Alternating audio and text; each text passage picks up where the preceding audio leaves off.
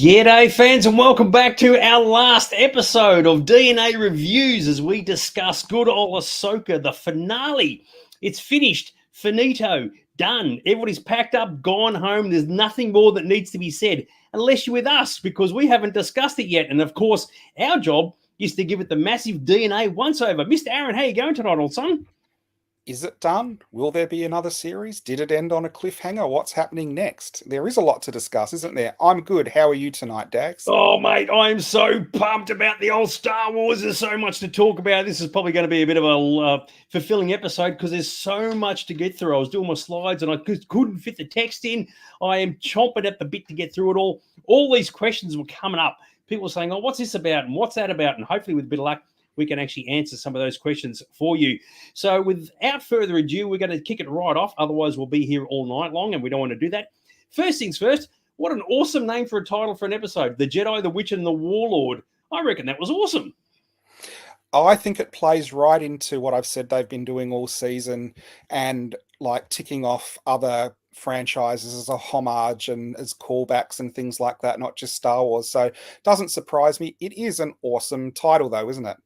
Absolutely. I actually, I don't normally laugh on this, but I actually did laugh at this one. I thought, oh, that is actually very, very clever. Now, before we go on, of course, there will be spoilers for those who haven't seen the episode. I think everybody has at this point. So we should be able to just plow right on through it. Now, before we get into the actual episode, there's one thing I needed to bring up. This is a bit of news that appeared a couple of days ago, and I think everybody else who did reviews of the show missed it because it hadn't occurred at this point. But for those who are aware of it, Shauna Tripsick, who was the costume designer for Ahsoka and The Mandalorian seasons 2 and 3, passed away a couple of days ago.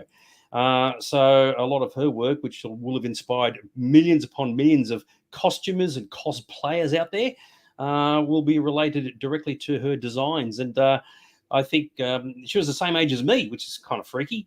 And I think that a lot of her work will live on for generations to come. But that was a bit of a sad bit of news that came through just a day or two back. So I just thought we'd put that out there for those who didn't know. Well, I actually missed that news as well. I didn't see it. And we have a couple of cosplayers that actually watch us and contribute live, don't we? Well, that's right, we do. And there's a lot of people who are doing costumes from the Ahsoka series in particular. And that would be directly inspired by Shauna's work. So yes, sad state for everyone involved at Lucasfilm and Disney. So there you go. All right, we're going to move on with the episode itself. All right, so this is very, very exciting. First things first, we kick off. Meanwhile, back on the Chimera, I'm going to still get it right. Chimera, good old Thrawn's thing. I love it. So I like the fact that he's aware of the threat that Ahsoka poses. He's clearly had these issues with Jedis before. And he even says that he's actually had failures against them as well. And I was trying to work out who that might have been. And I know there was an episode of Rebels where he got thwarted by Kanan. So I don't know if he's directly referencing that or referencing something we haven't seen before. So I thought that was just an interesting line. But either way, he's had experiences dealing with Jedis. And even he said, like, even the Rebel Alliance were a lot more better off or smarter than some of the Imperial governors. And I which we saw that in Star Wars, funnily enough, with Admiral Moti. So I thought that was an interesting sort of comment. I think it's one of those things where everything that he did in the expanded universe is just sitting off screen and could be brought into the Disney series anytime they want, really, couldn't it? So it could mean anything from the comics, the books, the Timothy Zahn stuff. It just adds to that universe. I think it's good that he has a backstory where he's smart and has survived the Jedi and learnt from mistakes of other Imperials, because I tell you what, he's a much better leader of the Imperials than the Senate are of the Republic at the moment. It's a good point. And he's very concerned about his troops as well, which I thought was actually quite kind of groovy. And there is actually, you mentioned something about like the books and the comics. There's actually something that comes up later on which directly references the novels, which I thought was particularly cool. So I like this one. So Morgan is about to get a promotion. I mean, how cool is this, right? Oh, you get to become a Night Sister and a Dathomir, great, I was going to say good mother, a great mother, which is all very cool. But it looks like you kind of got a carcass to do it. I thought, oh, that's a pretty rough initiation, don't you think? It's like, come over here. You have to sort of hand over your life and away you go. So I thought, oh, that's a bit odd. It'd be a bit hard if halfway through this you change your mind and go, you know what, I kind of don't want to do it anymore. So what exactly was the process? I guess we don't really know because she did retain her personality and thoughts. I thought it was more maybe sharing of the power that they have and that corrupts the body somehow as well. I don't know. It's a witch magics thing. Who knows? I mean, that's the thing about this entire thing with the Dathomiri. They can do pretty much anything they want because, aside from what we saw in the Clone Wars, a lot of it hasn't really been established. So they're just inventing anything, which is kind of fine. It's like how do you create new great mothers? Never done it before, so let's just do it here. And I reckon it's kind of groovy. Good old Daniel's made a point about saying about the Thrawn's reaction about Anakin being Ahsoka's master. That was from last week, and we actually discussed that last week. So it was a very, very groovy indeed. Speaking of groovy, this one is very cool. Now, one thing a lot of people have said, the show has been chock full of fan service. It's just been everywhere, right? Not just this episode, but previous episodes. And this one, even I thought, oh, that's an absolute ripper. The Blade of Talzin. How good is this? So that actually refers back to Mother Talzin, as we saw from a week or two ago. And, of course, she actually used it to fight Mace Windu back in the Clone Wars. How exciting was this for you, Mr. Aaron? I actually remembered that, so it must have been pretty exciting if it stayed in my memory. I have got to say, this is the kind of fan service I don't mind because anyone who hasn't seen the Clone Wars or Rebels just go, oh, cool, a magic sword. But anyone who has seen the series actually knows it's appeared before. So that's a tick for referencing stuff without confusing the audience because I think as we go through this episode, there's going to be a couple of crosses where stuff turns up that the audience will have no idea where it comes from if you're not a diehard fan. Yes, that's exactly right. And we will cover those bases as we get to them. So there was a lot going on in this episode, and I thought I'm just going to cherry pick the bits that I thought were worth discussing. And this one I did like, right? So Thrawn has said, send our 2 TIE fighters to attack the base with our heroes are, right? And I thought it was, after what we just seen with Morgan, was an interesting juxtaposition of what we saw with them and the magics and all that sort of business with what's going on here with the technology. And I love the idea of the TIE fighters just dropping out the back and you hear the big claxons going off in the Star Destroyer. Yeah. I thought that was really cool. It was really neat. And I listened to this episode with headphones, all right? And a lot of the sound design is fantastic, and a lot of it obviously comes from the Ben Burt era, but it just sounded awesome. And the idea that the ship's launched behind him while he's looking at the witches, that was an interesting sort of moment. And I got a bit that kind of work for me. I thought it was really good too. And I do like when you look into the hangar bay, there is a full squadron of TIE fighters, and he's just launching 2, proving that he's frugal and calculating with what he's actually doing. I have a question for you as we go into this. Does Thrawn actually care about his men? Yeah. Because he's one of the few Imperials that doesn't seem to treat them like fodder. Yeah, and I'm going to bring that up as we get further along because there's a few lines there and you go, oh, well done. There's even like later on, he actually gives a droid an order and it says, please. I go, there you go, which I thought was kind of cool. So we're going through the episode roughly in order as how it appeared on screen. So we're going to leave Thrawn on that. So the TIE fighters are on their way, right, to attack our heroes. Yep. We get to the good guys here, the Noti at the bottom, the Noti, and the ship above. And I thought, mate, they're at snail's pace. I mean, trying to fly the ship that slowly. I mean, they must be just pulling back on the joystick going, oh, my God, can these guys at the bottom just go a little bit quicker? Oh, yeah. What are the chances? I thought that's what was funny about it, that they have to go at the pace of the slowest. And I guess it's one of those sort of Jedi philosophies that you can only travel as fast as the slowest person in the party, where, if it was the other way round, they would be leaving the weak person behind.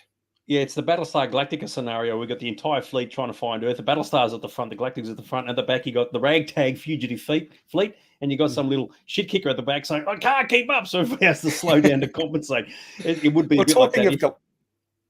Talking of Galactica, there was a lot of scenes in this, especially that picture you took where the Jedi fighter looks like the Cylons from the new series, I thought. Looked like the Cylon, like Scar and some of those Cylon ships as well. Oh, yeah, very, very, very cool. If you're one of the naughty and you're saying, you know what, I'm just going to be a shit stirrer, I'm just going to pull back, and just to see how slow that ship can go, and we go, it's meant to fly off at ludicrous speed or light speed at least, and here it is trying to do like 5 k's an hour. Funny moment. Anyway, it doesn't matter. So there you go. But how did it stay in the air going so slow? Well, that's a good point. Considering is it in an atmosphere, you do wonder. It's probably defying the laws of physics. I mean, even like normal airplanes in our world can't go that slowly. Helicopters can, but normal planes kind of struggle. And these guys are crawling. But you know what? It's the Star Wars universe, whatever. And as we see later on, having the ship directly above the Noti was not a smart idea. Yeah, go. Sorry, dude. It's the same as the Star Destroyer. That hovers in the atmosphere. So there must be some kind of anti-grav drive that's Yep. kind of canon now, because we've seen ships in the atmosphere not moving a few times through all the different Star Wars series, I think. Yep, and the solution to it all is quite simple. When someone asks technical questions, just go, you know what, it's a Star Wars thing. Just leave it at that. Very, very cool. Oh, look at this. Repulsor fields. I love Techo talk. Absolutely fantastic. All right, so we're getting inside the ship, and we see an Ezra, right? He's building his saber. Some assembly required. He's putting bits in here and bits in there and whatever else. Now, it's an interesting one. Now, we pointed out like a week or two ago that Huyang actually pronounced Kanan's name wrong. He should have called him Caleb because he didn't know him as Kanan. He became Kanan later on after the Empire took control. So I thought, good on him.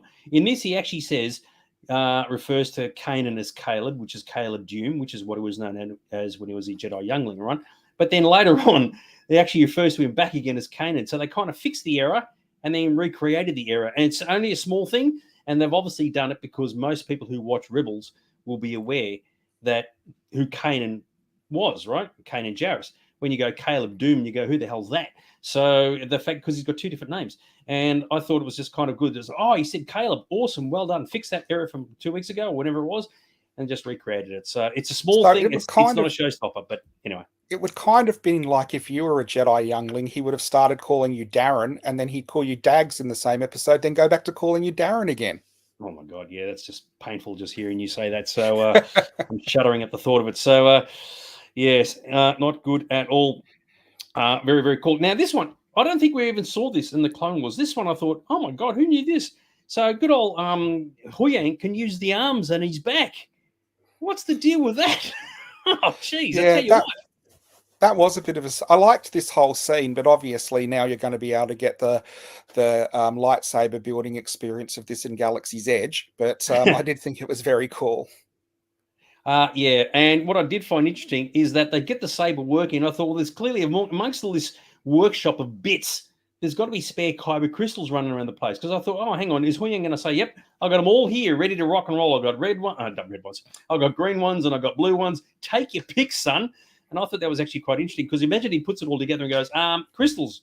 We're going to get one on this one on this world. So I thought that was kind of cool.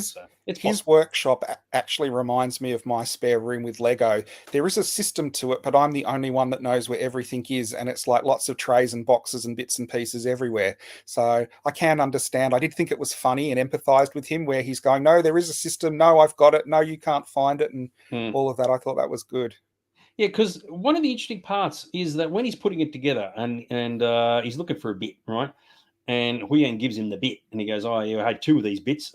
One went to Kanan, right?" And that's where you mentioned Kanan. That's where you can't do that. But of course, when he knew Kanan, he was just a youngling. He was like a little kid. Yep. And as I said, you see him in the Bad Batch in the very first episode of that. So what made him any special than any other Jedi kid? So they've kind of ramped up Kanan/Caleb's importance. But in the grand scheme of things, he was a nobody. So it's no big deal. It's just splitting hairs. But did you pick up the other fantasy movie that scene actually, I guess, was being a homage? I don't know if it was on purpose or not. When Harry Potter gets his wand he gets the thing, and they're like, well, there's only one other wizard that had that. This is the brother to that one. And I thought, again, that was very similar, how you've got like the master and sort of the apprentice, and they both have he's like, there was only two of these and your master took one of them. And I just thought, I do wonder if this series, they went full on derivative, so everyone even subconsciously might like it because of the psychological connection to other franchises they like. But this whole thing I have really liked because it does mirror stuff but not rip it off, if you know what I mean. It's just subtle.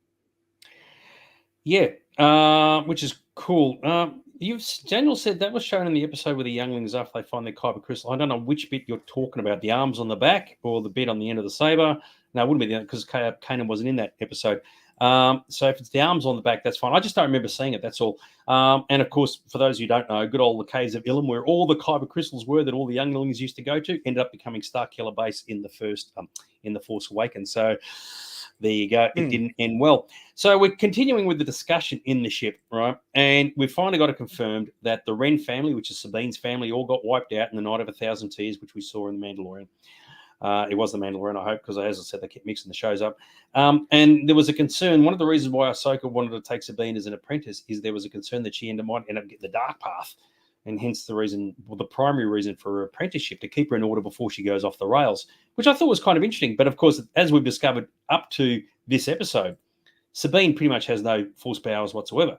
So it's kind of a little bit, well, one's cancelling out the other, and of course later on that all changes. But at least it's been confirmed. Sorry, hang on. At least it's been confirmed what happened to Sabine's family, and also probably why she ends up living in Lothal just with a cat by herself. So there you go. Well, I read that scene in a different way, because he asked Huyang what was the falling out, and I took it as she started training, and then because of the events with the Night of 1,000 Tears, that she was going to go down the dark side, and that's why she stopped training them, and that was the reason why she wasn't her apprentice anymore. And that was a big tick for me, because they set that up at the beginning of the series, and I was like, they better at least fill in, what happened and start. And so I thought that was a really good exchange and dialogue, and filled in one of the bits that, if you were invested in the characters, it fills in some jigsaw pieces from earlier. So I thought this was a really well written episode in that regard. That's fine. I mean, I was doing some of my information based on my memory, and I could have made mistakes. So I think what you said makes complete sense. So, but you said about the episode being well written, and there's some parts that are really good, and there are some parts that aren't so good. And this is one that kind of pissed a few people off, including my good self. One of the problems in the entire episode is that everybody's too happy, right? Sabine cocked up big time. They've arrived on the world. She gave the map to Bale, and they've ended up on the world. Thrawn's about to go back to the galaxy far, far away, and no one has a go at Sabine for what she did. There needed to be a sequence where Ezra learns as to how she got there, how Ahsoka got there, and gives Sabine the wherewithal, right? There's none of that at all. Everybody's just like, it's all good, it's all happy. And you go, well, hang on, it's not good.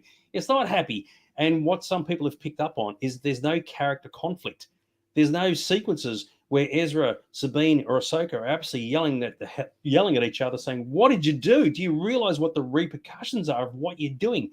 And it's like they've deliberately toned it down because they know the audience, it's the family-friendly thing, right? But it would happen in real life, because what she's doing, what Sabine did, and the consequences of what she did is going to be really evident later on. And it needed to occur, and they've just toned it right down. It's like saying, no, we'll just avoid that conversation altogether. So Ezra just says, we've got to go off and fight Thrawn, because he clearly knows what's going on. But we missed that entire discussion, and it needed to be seen on screen. And they've really done the Rebels thing with this, where they've kept it very, very saccharine. And I think that was very disappointing in that regard. I do think, I wonder if they did it this way, not about Sabine, but more about Ahsoka's development, because she had issues with her master, and she feels like Anakin abandoned her. And then she's found out Anakin never did abandon her, and he's always there for her. And I'm wondering if because Sabine goes, you knew what happened, and she goes, yes, she does. And then instead of making it awkward for Sabine and maybe pushing her away as a Padawan, she has the discussion where she's like, it's okay, I'll always be here for you, kind of thing. And I thought that was actually a good bonding moment. Yes, though, Sabine never actually answers for any of these consequences of her actions, where she's basically, because Thrawn's back, going to destroy millions of people, possibly. Yeah, well, we didn't get to see what Ezra thought. Right. So once he eventually learned as to how she got there and why she got there and what's going on, that was all bypassed. Now, there's a comment here. Shane said, I read somewhere that a conversation was filmed but trimmed. That could have been something that needed to be put in. There's a few things in this episode. It's like, oh, God, you're kind of killing me a little bit here, guys. And that was important to put in. Sabine is often bratty, but no one pulls her up. And that's very, very evident in this episode. It just needed to occur, and it just doesn't. And that's the reason why it's so shallow. There's just no depth in the characters at all. And that's the reason why a lot of people gravitated to the bad guys, your Balins, Shins, and all those sort of guys. Yeah. So, yeah. Good question here from Christy. Is Sabine suppressing the Force because of trauma?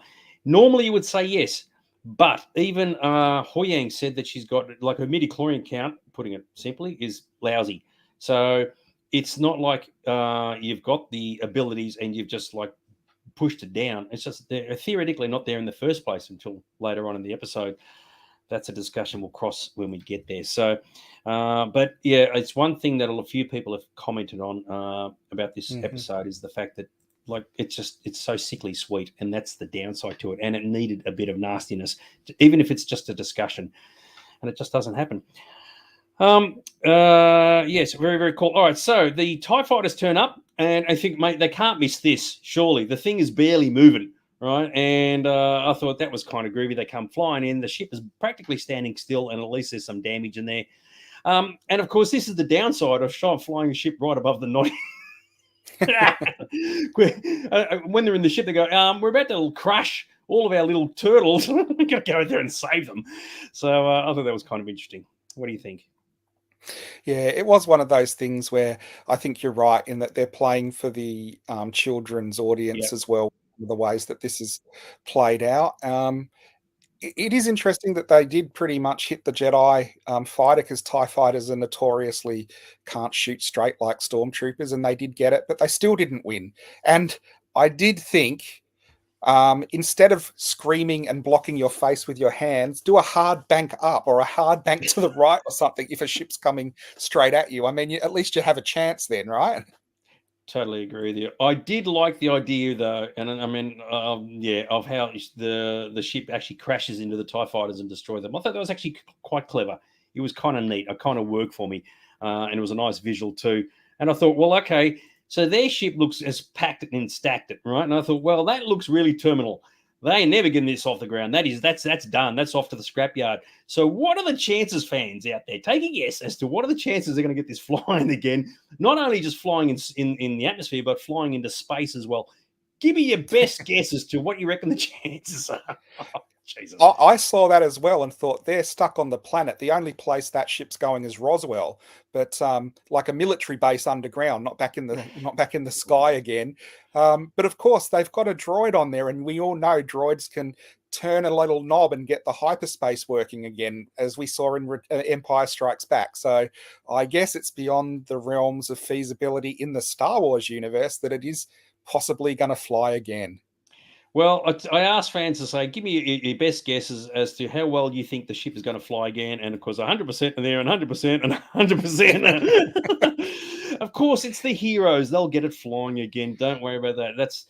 It's the downside of these things. A lot of it's unbelievably predictable. And that's unfortunately what happened with a lot of Rebels episodes. And they were unbelievably predictable as well. Anyway, yes, putting it simple, it is Star Wars. Totally agree with you. Anyway, we go back to Thrawn. And this is what you were saying earlier, right? He realizes the TIE fighters have been lost, and he actually says he wants the citations to be given to, I think it was the captain or something. And I thought, well, that's interesting. I mean, I don't know what a citation looks like, whether it just gives them a certificate of participation, which Tracy mentioned like a couple of episodes ago. But the fact that he mentioned it at all, I tend to agree with you. That is very left field. That is something you never get. It could be a case of, normally, because, I've lost them, too bad, so sad. But no, I want citations. I want to put on their records, put a little plaque, whatever. If they've got wife and kids, give them a pension or whatever. That was very groovy. And I think hang on, that's one of the better things that they've done with this character, as in Thrawn, is actually written him as really three-dimensional and not just made him the mustache twirling bad guy. Moff Gideon would never have said that. So, sorry, dude, go for it. It's really good that I think Darth Vader rules through fear.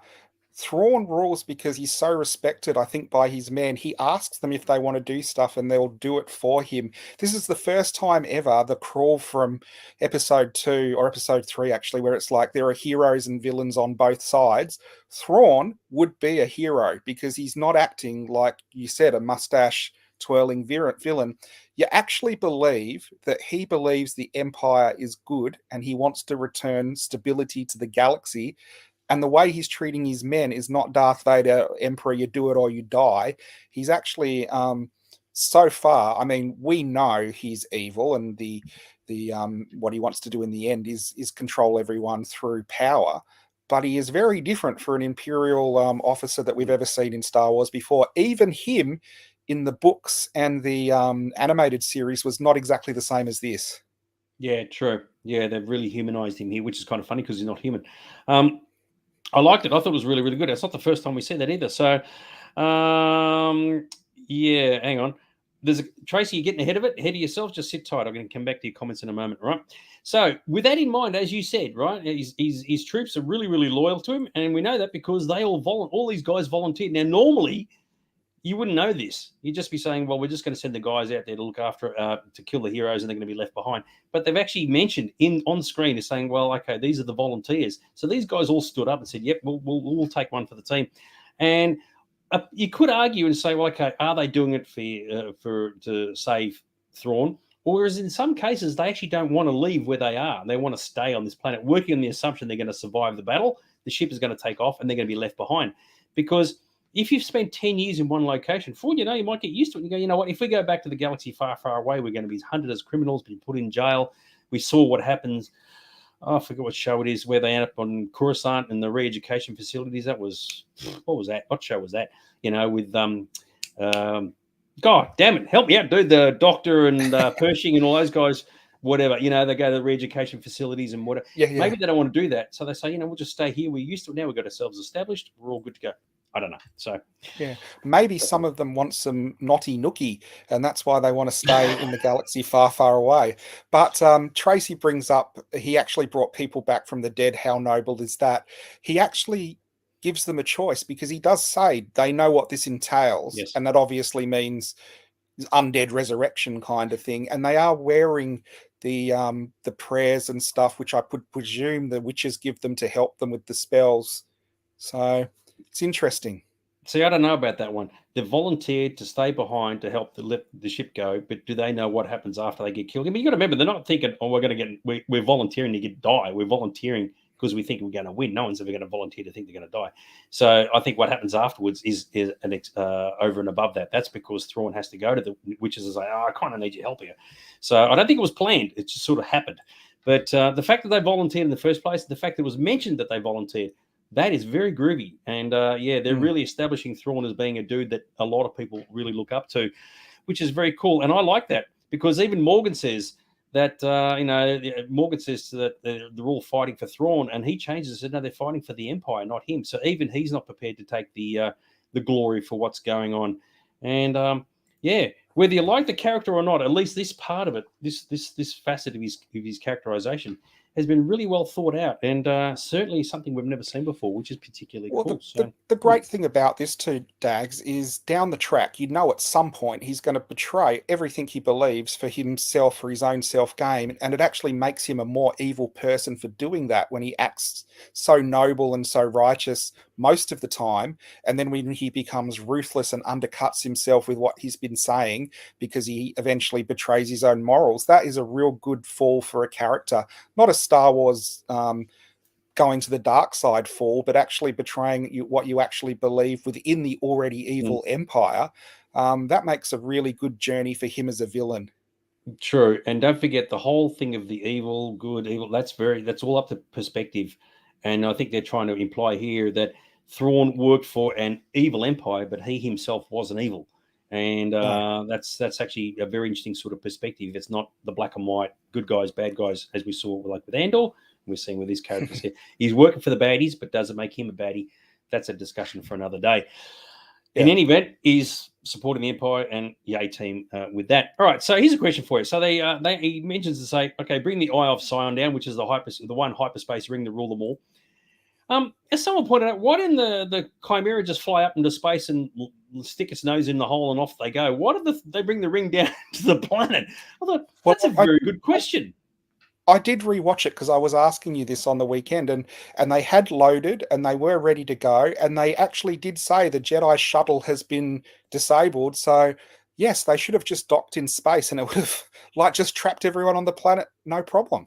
Yeah, Thrawn said, bring the Eye of Sion down here, and we'll it's like, dude, just fly up there, make it easy for yourself. It's like, no, that was a bit of a plot hole thing, but what the hell? Yeah. Anyway, you can laugh at some of this stuff, which is very funny. This one is very, very cool. Yes, it's an old famous thing. All bad guys think their actions for the greater good. Yeah, we know all that. So let's move on. All right, so this is an interesting one, right? This one I did not see coming. Ezra says that when they first got to this, the Geffer, the galaxy even further away, that Thrawn found the planet and woke up the witches, right? Now, you can use that as whether he goes bang, bang, bang with an alarm clock or whatever. So they must have been asleep, hibernation or whatever. And, of course, you then ask, well, how did Thrawn know about this place? Now, as it turned out, in the start of this series, it seems like everybody knows about this other galaxy, right? Because they've all been following the Purgles and space whales and People just seem to Yeah. know about this joint. The Jedi knew about it, and somebody else knew about it. So obviously, when Thrawn turned up to the Geffer, he just says, "Well, apparently there's a planet over there called the Peridea, and how did he know? Did he know that there were witches there, or he just stumbled across them? He saw this big tower, and he goes, "Oh, it looks like from Lord of the Rings. Oh, there's witches in there. Oh, they're asleep. Oh, I'll just wake them up. Maybe I can get them to work for me." You do wonder what that story is. Hopefully, it gets covered off somewhere. It won't be in live action or in animation. It'll probably be in a comic. But there's a whole story there to be told that we know nothing about. The witches are from the regular Star Wars galaxy, aren't they? Sorry, what was that? The witches are from the regular Star Wars galaxy, aren't they? Oh, yeah, So absolutely. maybe They're from Dathomirian. been Yeah. yes. So maybe they've been imprisoned there or something, and Thrawn has, that's why they're loyal to him, because he woke them up or got them out of prison, and he's going to take them back. There's some kind of loyalty there. Yeah, I got that. The question was, how did he know that they were there in the first place? So unless he saw the town and goes, "Oh, that looks familiar." It's like, what are the chances? So I do like this one about why they didn't take the ship into space, because there's no cool shot of it in the atmosphere. Totally agree with you. You'll go, "Oh my God," because if they go into the atmosphere with the ship, you go, "Oh, we've seen that before when they first took off. That's boring. Show us something new." Good point. I like it. Oh, I love it. The magical kiss to wake them. Oh, there's a lot of bad jokes there. Thrawn's going to say, "I've got to take one for the team, ladies." We're all good to go. Mirror, mirror on the wall, who will make the Jedi fall? Oh, God, there's a lot of bad jokes. It's a family show. Jeez, I tell you what. Oh, cheapers, creepers. Oh, yeah. But either way, he woke them up, and you can make up your own interpretation as to how he did that, whether he has the alarm clock, or he just gets the frying pan and bang, bang, bang, or he shakes the bed, or go, whatever. Yeah. It's very funny. So, yes. But at least Ezra was aware of it. Now we're aware of it too. All right. Now we're starting to get into some stupid stuff. All right. So our heroes who've got no ship, they jump on the rouses, the rodents of unusual size, and off they chuff into the castle, right? But on the way there, this is straight from Hero, from Rebels, right? So the Chimera shoots all of its weapons down on the ground. And you think, these are impossible odds, right? What are the chances that someone of our hero bunch is going to get injured or killed, right? Now, normally you'd expect someone to lose it. And a few people have pointed out that if someone got injured or killed, and I think Sabine is the most logical one, you wouldn't kill Ezra because you spent all this time fighting him, and you can't kill Ahsoka. So Sabine is the most logical one to lose it, right? How awesome would that have been for the darkness of the show, to show that there is a threat, there is actually something really dangerous here? I mean, they're shooting all these laser bolts at the ground, and our heroes are just wigging it like it's nothing. And that's straight out of Rebels. Not even a scratch, not even like a dent on the armor, nothing. And it's like, oh, painful.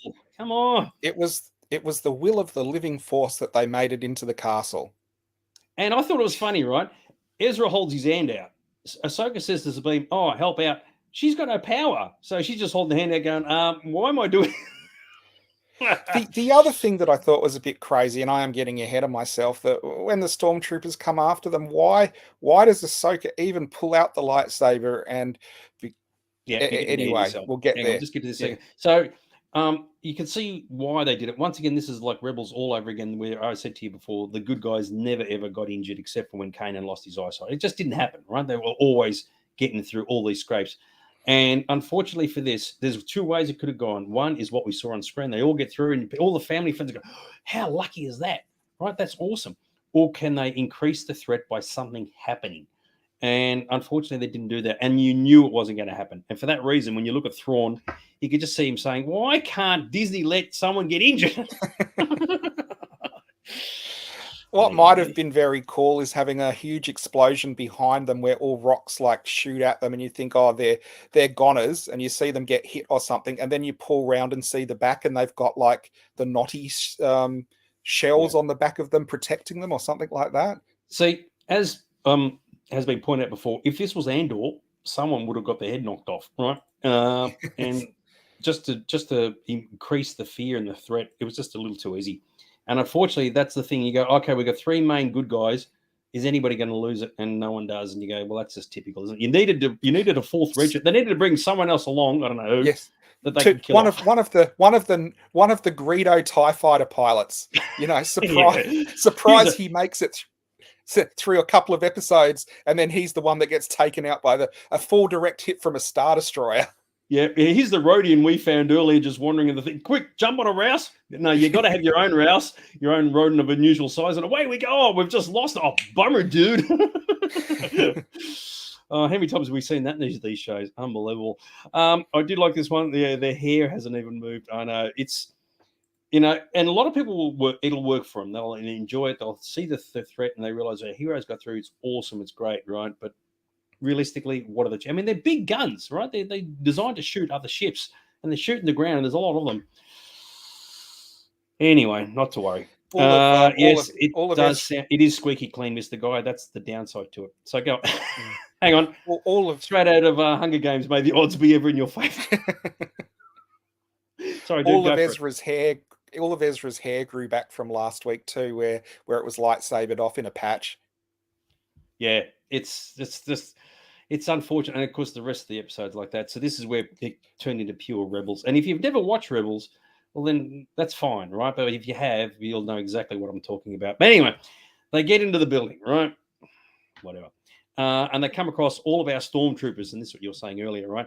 And these are the normal dudes at this point. These are the volunteers, right? And you got all of our heroes at the top and the bad guys at the bottom and whatever else. It's all very good, very groovy. And you're thinking, okay, what are the chances some of our heroes are going to get injured? Of course, the answer is none. Not even a scratch again. And it was what it was. But of course, then they enact their magic thing, and then they become the night troopers. Now, this is why I said I don't think these guys knew that this was going to happen. They thought, and it makes sense, that they were going to win. And this is the reason why Thrawn had to call the sisters back to say, yeah, I need you to do the funky mojo to reanimate my dudes. And I got to admit, it was kind of clever, right? They all sort of come up and they're doing the zombie thing. I didn't have a problem with it. So I think these guys didn't know that this was going to happen. So what do you think? Yeah. Well, there's a few things there. It gives like all the 501st a completely different lot of dirtied up zombie stormtroopers they can cosplay. I did like that the eyes glowed green, just because it reminded me as a nerd that the stunt lenses on stormtroopers are green. So you can have the new sideshow 1-to-1 replica stormtrooper with light up eyes now, which I'm sure will hit the shops at some point. I thought it was interesting because we had thought in the past that the stormtroopers were going to be sort of those magical mist entities, but that didn't even happen here, where they were just resurrected zombies, animated corpses. And I don't know if you noticed, when they first came back, they were the slow zombie, and then after a little bit they got used to being dead and they were just running around like normal people again.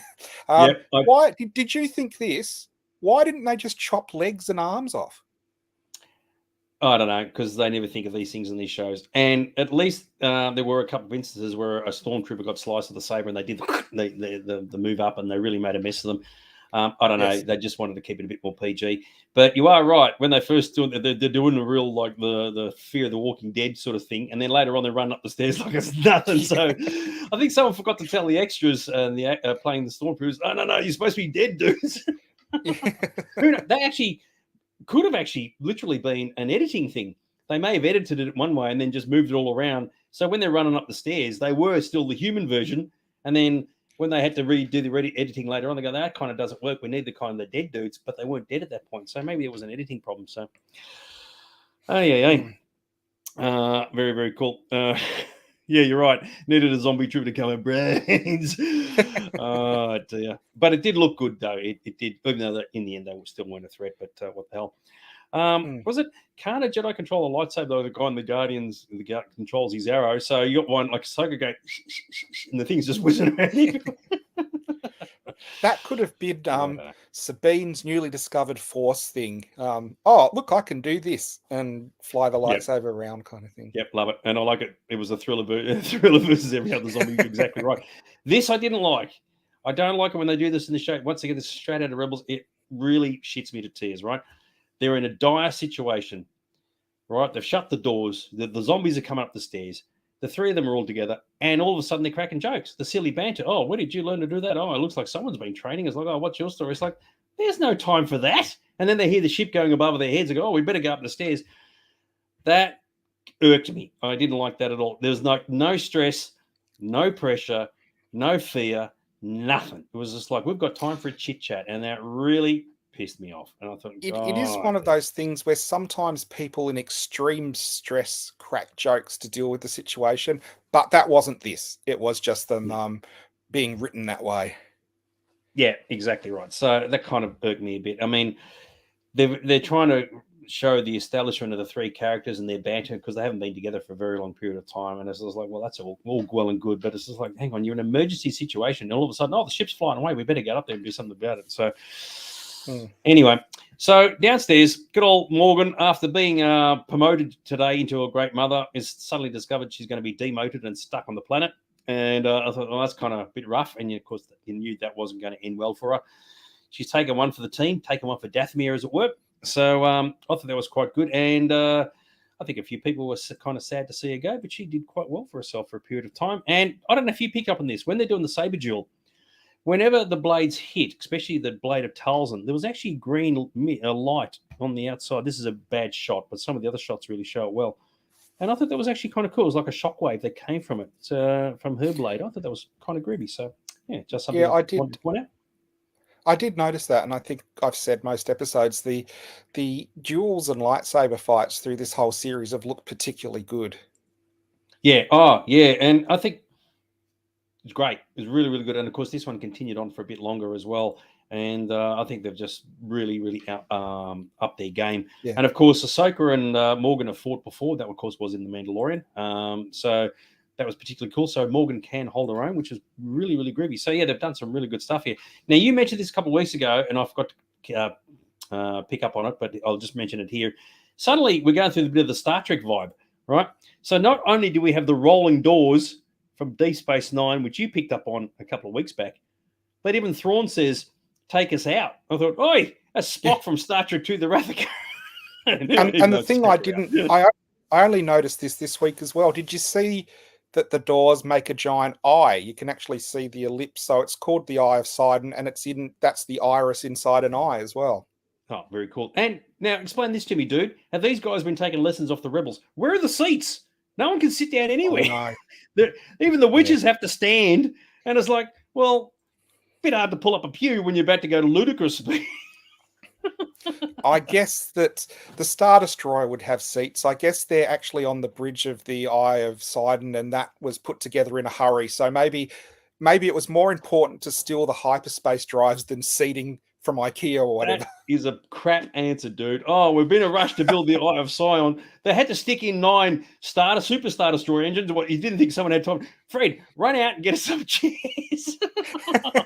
We'll sit in the one place or go to the one room where there's no seats. Well, what would have been really funny then? The witches turn up and they go, so where do we sit? And they just, we'll just clump together over here. So... Fred goes down to IKEA and gets the office seats with wheels on, and every time the Star Destroyer moves, they all slide all over the bridge. That's another Star Trek thing, isn't it? Sliding over there. Oh, that's actually very, very funny. Don't go to Losers Ground. I haven't locked the wheels yet. It's our last episode. We can afford to make some jokes. Oh dear, yeah, not even a folding chair. Oh, that would be funny. Thrawn brings out the folding chair, which has the capsules for the drink, so he can put his beer in it, and he got the bit for his legs.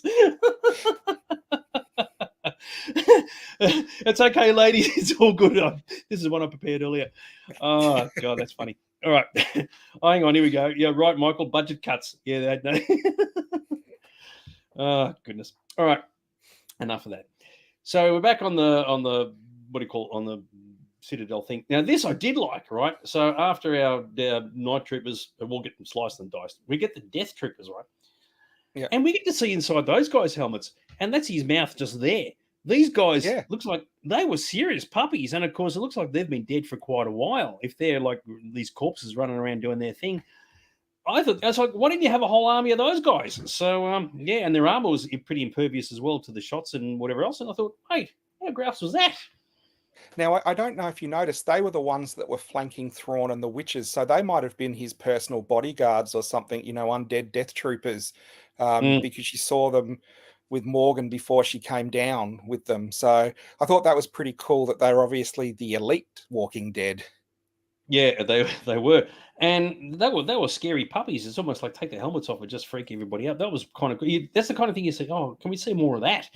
But yeah, they've been obviously dead for a while. So very, very cool. All right, we get to that moment, right? Okay, Sabine's getting choked. She puts her hand out, and she's holding out the sabers on the ground, and go, "Oh no, don't let it happen! Don't do it!" It's like moving the cup in the first or second episodes, whatever it was. And sure enough, she does.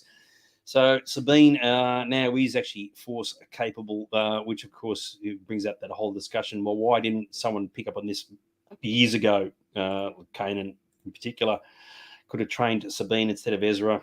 What the hell? So it isn't. yes. It isn't unprecedented. Rey had 0 force powers until Kylo Ren probed her mind and kind of unlocked everything. So maybe it's a stress thing that unlocked this.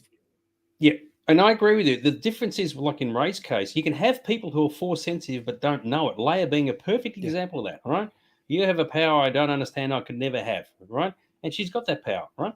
So you can have it and not realize it. And I get that. But they've established in this show that Sabine is got practically zero midichlorians, right? Even Huyang said she's crap when it comes to the force sensitivity. So it's a bit hard in one angle to say, well, she's got 0 force capability, and then the next she's like just ramped it right up out of fresh air.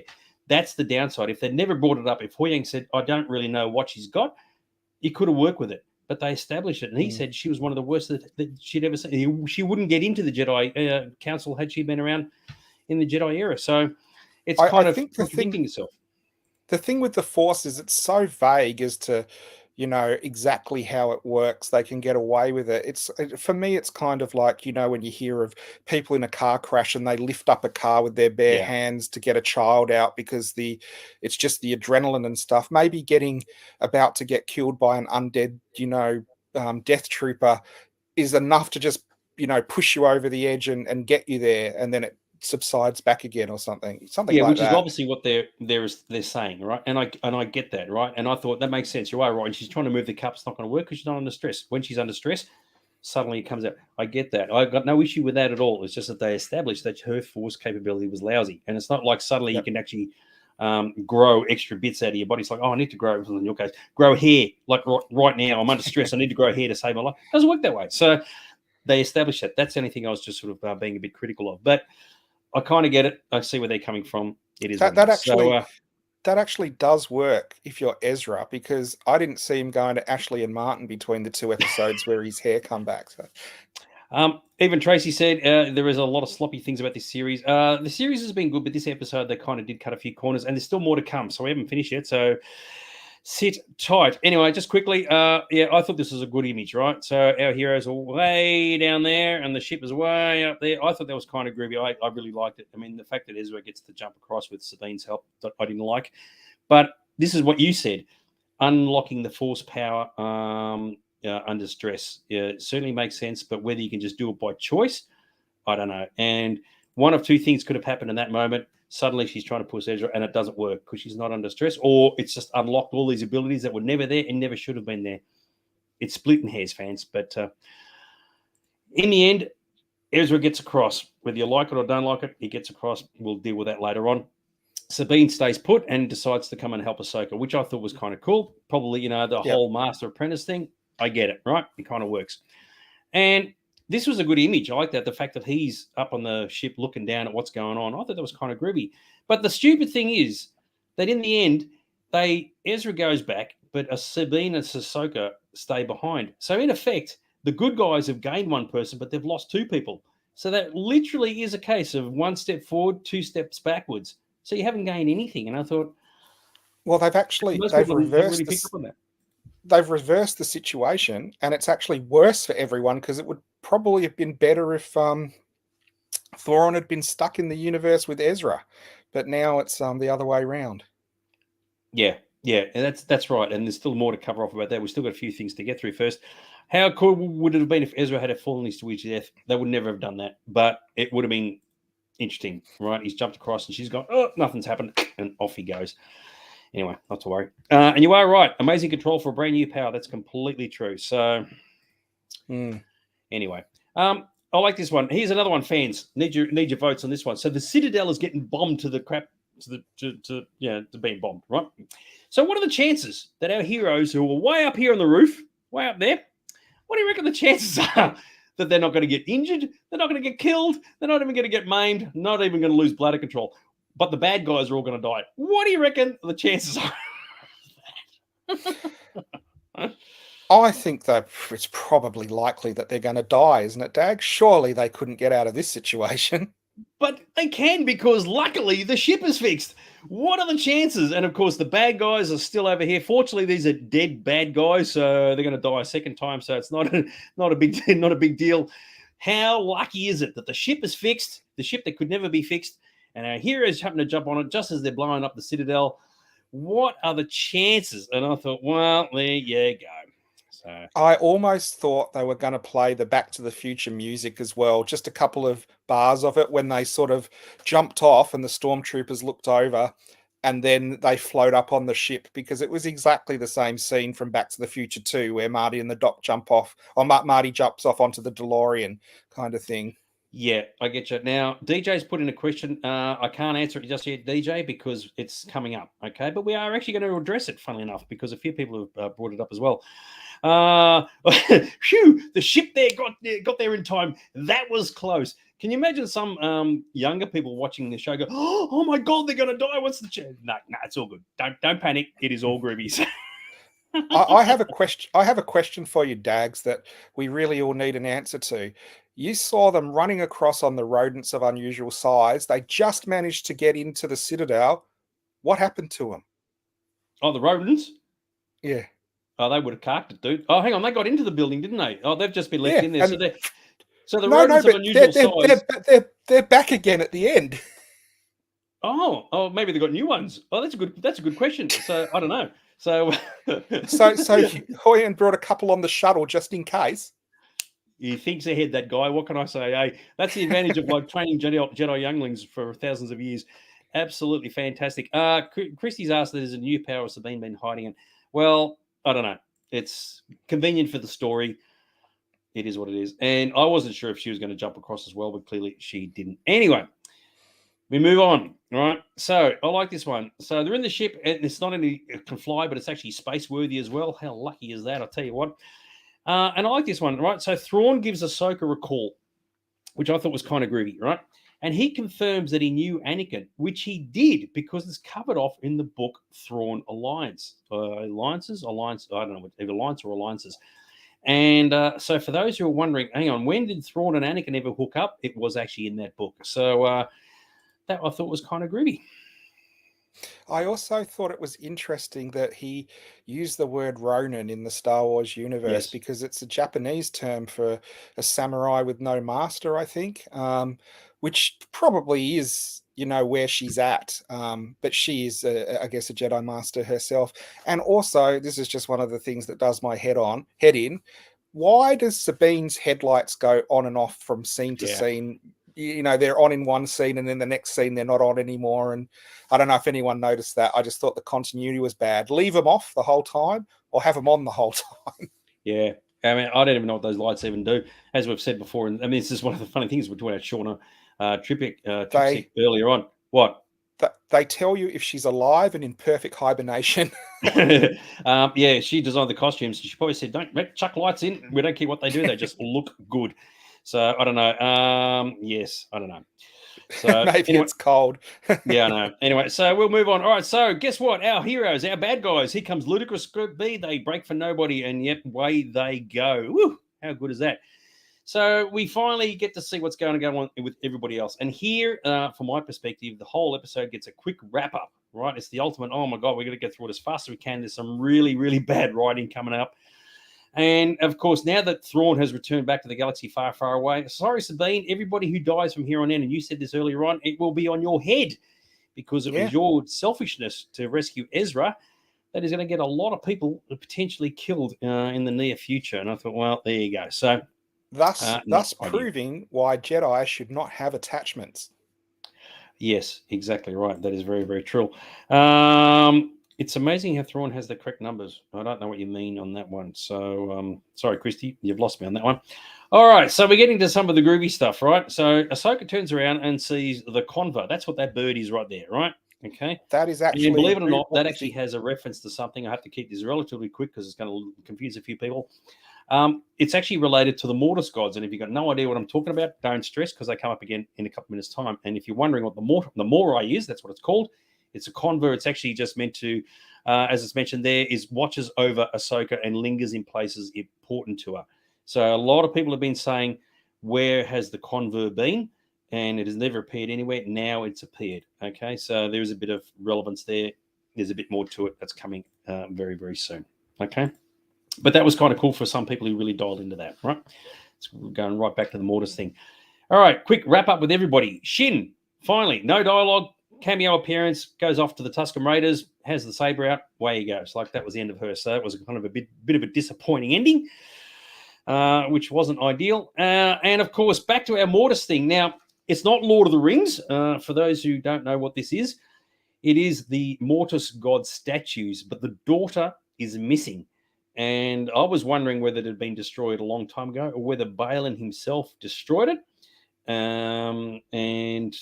That's the reason why the Force is out of balance. Okay, so I'm keeping this very, very simple.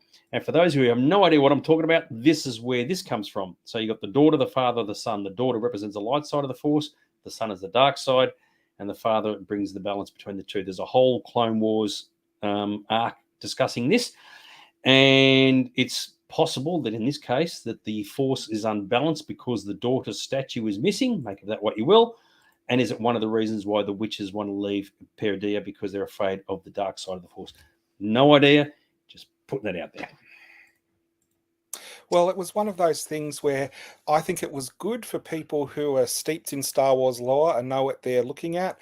And this is what really confused my wife. She's like, what was that bird about? And I'm jokingly going, it's Boobook the Owl from Clash of the Titans. But she said, is it like the dove from Noah's Ark where they've arrived somewhere and it's like got...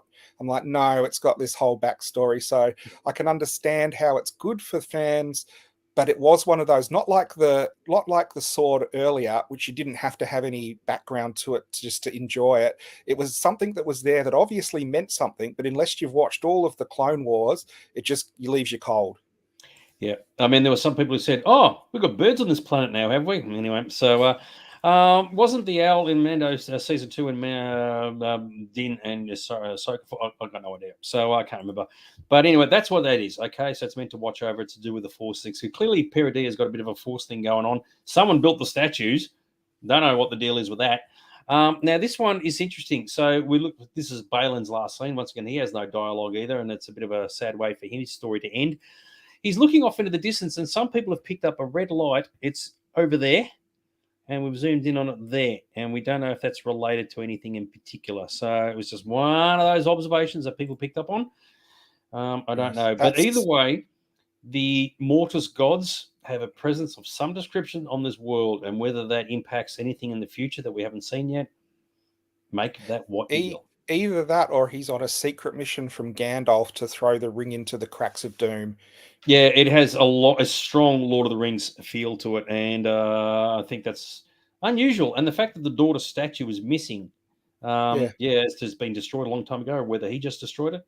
I mean, I worked on the video. I mean, he's done the Force mojo, and the whole thing's just crashed. I don't know. So interesting that they should bring it up. But yeah, for anybody else who doesn't know about the whole Mortis thing, they'll be scratching their heads as to what's that about.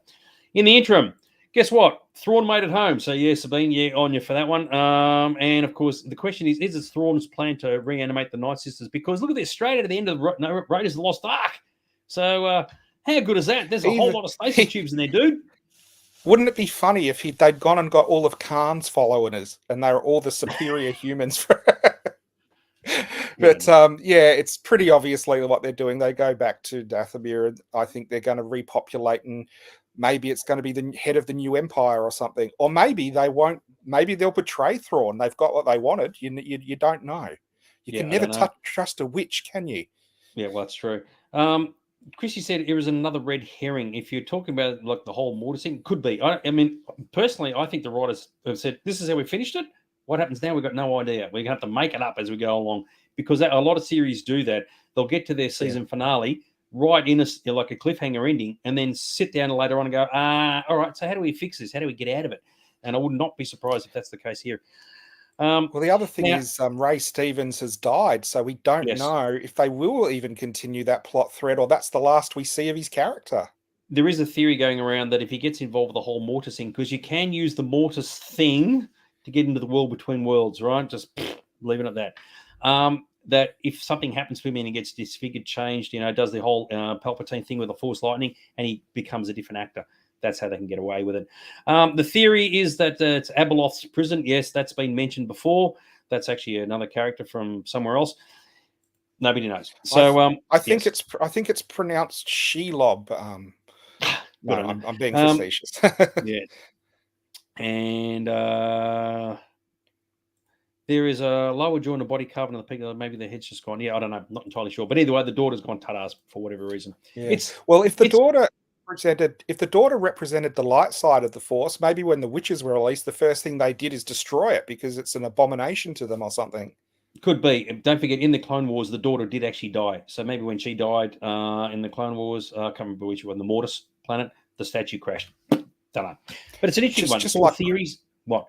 just like all the little statues in Clash of the Titans, when the person dies, they crumble. Get over the Clash of the Titans references, dude. Let's move on, shall we? Very, very cool. All right, so this is one of the stupidest. Oh my god, love the show. It's one of the stupidest moments in the entire thing, right?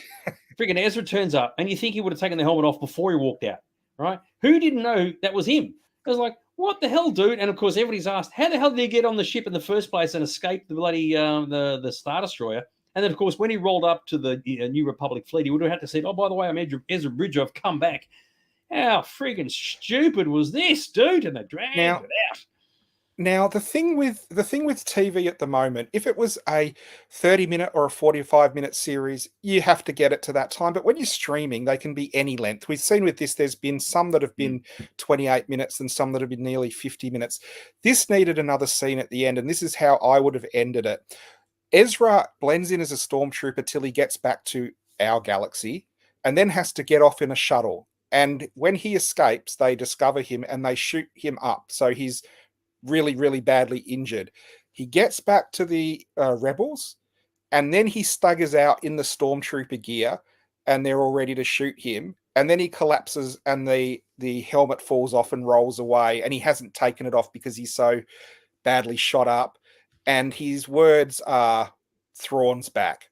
And then you maybe see him in a Bacta tank at the end of the series. But it just was, like you said, stupid. Why would you? How did he get out? You don't know. Thrawn, I'm sure, must have guards and stuff around the shuttles and escape pods and everything. And then why would you not take that off as soon as you're on the shuttle? Why would you wear stormtrooper gear anyway? It was a really bad ending. Yeah, that was intentional for the young viewers of the audience who are just too young to understand how this sort of thing works. For the adults, so it was like, oh, and it was a long, drawn-out scene. Chopper comes over and he does the pain. He's like, oh, guys, you're killing me. What is the deal? Now, I've written my own dialogue for this, right, for Ezra. He takes his helmet off. This is what I think he should have said. Hi, Hera, I'm home. But so is Thrawn and the Night Sisters with a whole lot of stasis tubes. And, Sabine and Ahsoka are now lost. So how's your day been? And Hera's response is going to be, Ezra, it's great you're back and all, but we've kind of lost Ahsoka and she's way more powerful than you. So sorry, dude, this wasn't a good trade. And it's not. If you have your time again, you'd keep Ahsoka and say, mate, Ezra's gone. We don't need him. And he's like, what the hell? So we're going backwards. So they've just basically, this whole series has put everyone in a much worse situation than the beginning of the series. Yeah, it's gone completely arse about. So, and now that Sabine's force sensitive, got force powers, they've made it even worse. So, you are right, Michael. It is because of Disney and or Lucasfilm. So, yes, that's right. Apparently, Hera and Ezra weren't in the same room during this filming. That's why there's no hugs. That would make a great deal of sense, just the way it goes. Who knows? Hera's probably looking at fresh air when they're filming it. I don't know. Anyway, we get left back on the planet, and you are right. Ezra seems so smug. Yeah, no, you'd be thinking, guess what? I'm back. How good? I'm home. Oh, the bad guys are back as well. And they're going to probably destroy the entire galaxy. Oh, my friends are now lost, and we can't get them back. But don't worry about it. I'm in a good mood. Friggin' hell.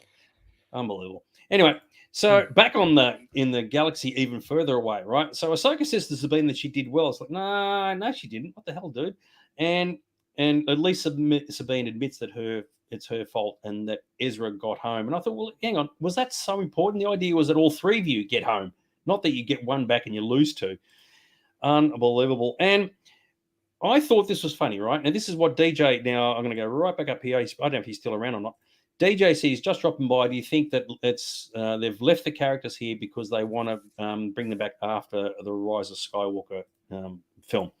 So Ahsoka says they are where they need to be, right? And of course, how does that logic work? And some fans think that the story writers have deliberately put them on this planet to leave them there until after the sequel trilogy, and they come back for a Rey's movie, whatever that happens to be. Because in other words, it saves having to kill them off, because clearly they're not around in the sequel trilogy, and Ahsoka's a bit of a big deal. So where are they? So stick them on another planet in another galaxy, leave them there for 30 years, make of that what you will, and they come back somehow or other for Rey's movie. So I don't know. They have to age them quite a bit, though. Yes, you would. I mean, you would have for Sabine, not for Ahsoka, because you don't know how their species ages, so you can kind of cheat on that one. I don't know. It depends on where. Yeah. I don't know. But if they do, the problem will be they'll upstage Rey, and Rey, of course, will be the star of the show. So I don't know. I don't think it'll happen personally, but they could do it. I hope not. I think that's a poor use of the characters, really. I really do think Ahsoka has been in enough of the other sort of backstory of the Mandalorian and stuff that you wanted to be there when they wrap this up in the feature film. Maybe, I don't know. Is there a Ahsoka Series 2 confirmed? I don't know. There's a lot of discussions. Yes, it is. No, there isn't. Some people have said, though, that if they do a second season and they've now got to get Ahsoka and Sabine back from the Geffer, right? I mean, we're just recreating season 1, right? We've got to get to this galaxy the galaxy even further away to get people back. And that's just recreating what we've just done. So there's a theory being that, well, that's a kind of a bit of a boring story because we've already been there, done that. So a good question from Shane. Could time elapse differently in the galaxy even further away? Certainly could, but I don't really know. I don't know. Unless they're going to bring it back somehow or other for the movie. But yeah. That might have been cool if when Ezra had got back, no one recognized him, and you saw a commander come up with green hair, and Hera's son had fully grown up because time does travel differently or something like that. Yeah, it certainly could. It's there was I forgot what I was going to say. You are right, Michael. We mentioned this recently, and they'll catch the Purgles back. But at the moment, considering our heroes are stuck on a planet in a different galaxy, you think, well, they're in pretty good spirits. They're hanging out with the naughty. You go, well, this is all groovy. And you go, hang on, but the bad guys are back in the galaxy. What happens if you get back there and the entire galaxy's been destroyed? They've just gone completely thermonuclear with whatever they've got in those stasis tubes. And you'd be sitting there going, oh, yeah, we didn't really think of that, did we? So, yeah, anyway. What I also did think was really strange was the Naughty was super excited to see Sabine and Ahsoka. They've only known them for a day. Surely it would have been Ezra they were really happy to see, and these two other people coming back. I don't know if you saw them cheering and laughing and I was like, I don't think they really know them that well. Well, not only that, the Naughty got to say, oh, no, we have to build 2 pods, one for one and one for the other. So I don't know. Shane said, is Ezra 10 years older? He's meant to be. So he's meant to be 28, as I understand it. I don't know if time works differently. It's a bit of a complicated scenario. Anyway, so Ezra will arrange for them to be picked up. Well, the whole thing was that getting to the Geffer in the first place was really hard work. It was like a lot of effort, especially from the Imperial side, building a friggin' one hyperspace ring to rule them all and shitloads of Star Destroyer engines and whatever.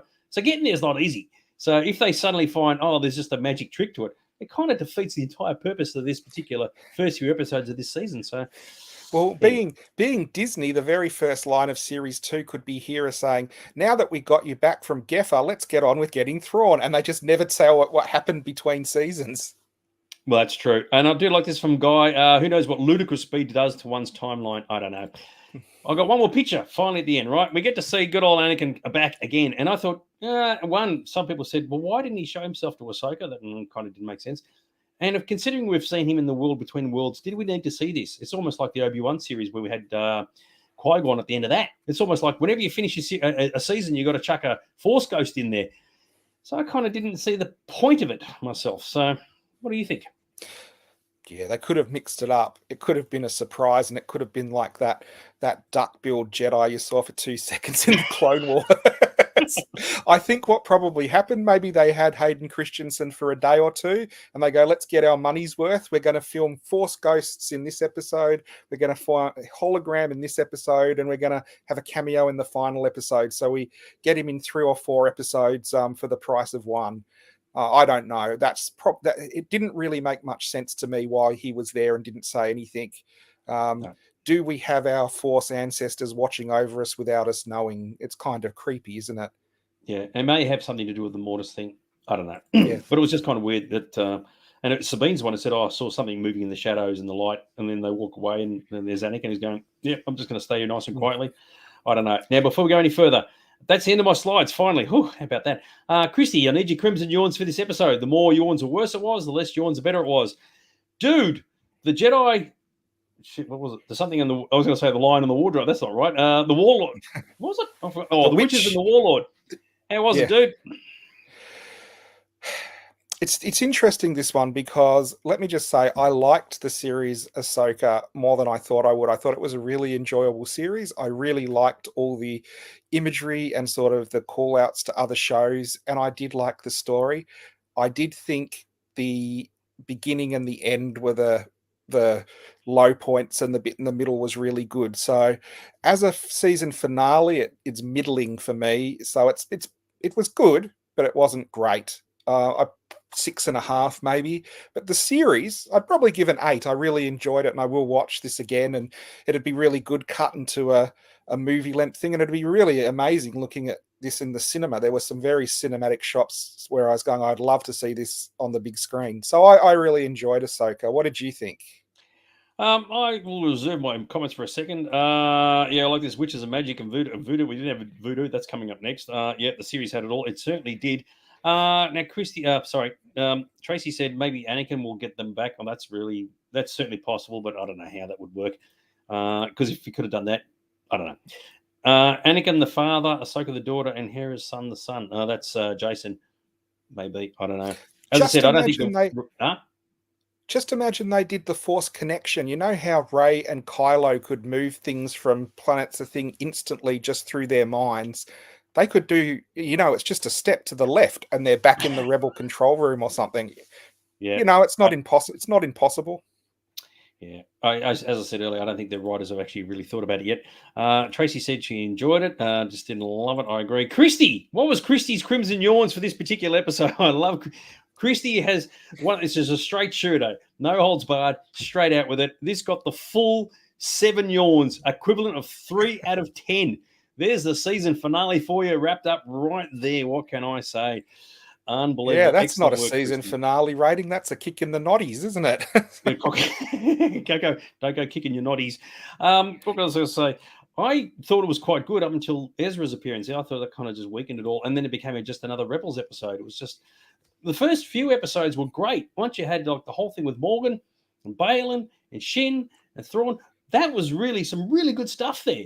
Then Ezra gets in and all of a sudden it's just Rebels all over again. The good guys just can't lose. They just do not lose, right? No matter what. Even when they lost, in other words, Sabine and Ahsoka stuck on the planet, they're all happy as Larry. You think you're crying tears, thinking, oh my God, who's going to feed my cat back on Lothal? Don't worry about it. It is all good. This is where we're meant to be. What a crock. So I think it took a real nosedive after that, and it became very predictable, very saccharine, very sweet, and it didn't need that. It needed a little bit of darkness added to it, which is what it had in the first few episodes. So, I mean, even the first couple of episodes, Sabine got a lightsaber to the gut. Now no one's getting killed or injured from the perspective of the good guys. So overall, I enjoyed it all. I thought there was some really, really good stuff. But, once it starts heading down the Rebels path, it kind of like irked me a little bit. But still, I'm curious to see what they're going to do with it. So, But there you go. That's the end of us and the episode. How good is that? So, yes, very, very groovy. Now, before I forget, it's very, very important, right? So just don't forget, if you haven't done so already, be sure to check out the Sci-Fi Zone socials on YouTube and Instagram. There's shows coming out everywhere. Stuff going on. It's very, very exciting. And, of course, for the final time for this series, Aaron's Collectibles. Dude, tell us about your stuffs. So after Chad has come back and done everything in his power to totally destroy the order of the shop, we've slowly corrected it back into neatness this week. So getting back there, we have a ton of new stock in. If anyone's into 90s toys, we've just got collections of Street Sharks and Biker Mice and Extreme Dinosaurs, which we don't see so much. So if you're into that, we've got a good collection at the moment. Come on down for a chat. We always like to talk about what we've discussed online, and there's no time limit when you're in the shop as well. So we get into some really deep or really silly discussions depending on what we're talking about. Very cool. Two things, right? Is a bit late to the party, but Paul is coming from Sheffield in the UK. So, Paul, I'm sorry to say this, dude, but we're about to finish. We're about to actually, like, literally just finish. Christy has said 6 yawns. That's 4 out of 10 for the series. The score, and we haven't mentioned the music at all, but a lot of the music was outstandingly good. I'm not a musician, so I can't talk about music, but what I did here was awesome. And the beautiful sets and the scenery. There's a lot of good stuff in there.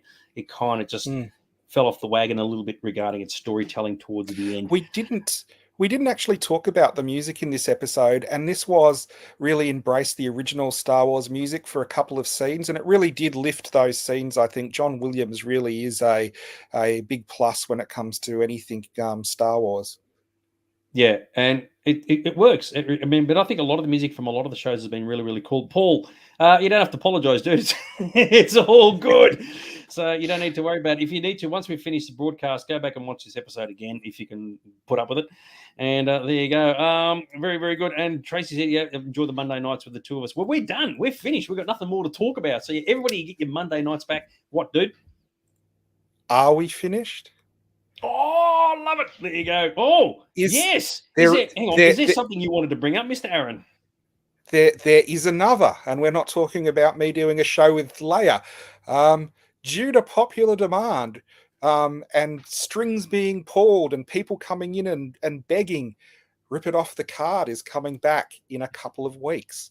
Dags and I have been deep in our jungle lair working on episodes and reviving it and getting stuff ready. So for those of you who are maybe like a bit more irreverent look at collectibles and pop culture as a whole, who miss the vial, and I don't know if anyone misses Ronnie, we will be back soon. Watch this space. Very cool stuff. And with that in mind, we are going to buzz off. I hope you guys enjoyed the Ahsoka series, and we'll see what comes up next or when we'll be back next. But in the interim, party hard, rock on, and we will see you all next time. So leave you to it. Okay, take care for now. Have a good night, guys. See you.